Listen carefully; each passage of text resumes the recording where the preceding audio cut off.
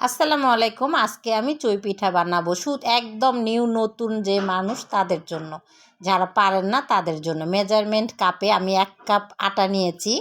এই আটা এই পরিমাণ মেজারমেন্ট কাপ দিয়ে আমি 1 কাপ চিনি নিয়েছি, যারা পারে না নতুনদের জন্য।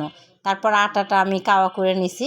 আটাটা আমি দেখাইতে পারি নাই, ক্লিপটা আমি নিতে আমার এটা ভুল হয়ে গেছে। তারপরে এই দেখেন আমি একটু একটু করে নিয়ে কিভাবে করতেছি। আমি প্রথমেই বলেছি যে এই পিঠাটা চই পিঠাটা একদম নতুন মানুষদের জন্য। এই যে দেখেন আমি একটু একটু করে নিয়ে আমি কিভাবে নিতেছি দেখেন, আমি অল্প অল্প করে নিব, যেহেতু যারা পারে না নতুন তাদের জন্য সহজ পদ্ধতিতে চই পিঠা।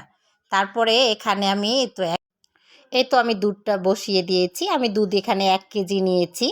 এই যে এখানে এটা বলক দুধটা আমার জাল হয়ে গেছে। আমি এখানে এখন পিঠাটা দিয়ে দিব।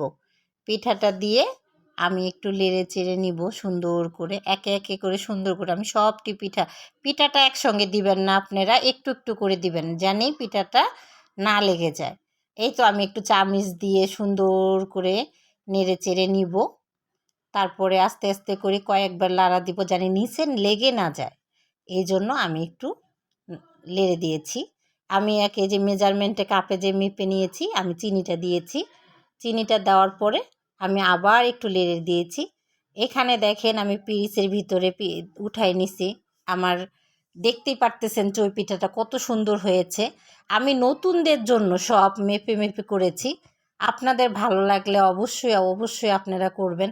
এখানে আমার বোনের ছেলে খেয়েছে খেয়েছে খেয়েছে ওর মা খাওয়াই দিবেন না, ও একা একা খেয়েছে। দেখেন আপনারা, খাইতেছে আর আমাকে দেখে বলতেছে মজা হয়েছে। দেখেন বুড়া মানুষ কিভাবে বসে চেয়ারে খাচ্ছে। ও কিন্তু খাবে যে এটুকু পাচ্ছে না, তারপরে ও খাবে, একা খাবে। আমাকে বলতেছে, আশা করি যদি ভালো লাগে তাহলে অবশ্যই আমার চ্যানেলটাকে লাইক কমেন্ট শেয়ার করবেন। আল্লাহ হাফেজ।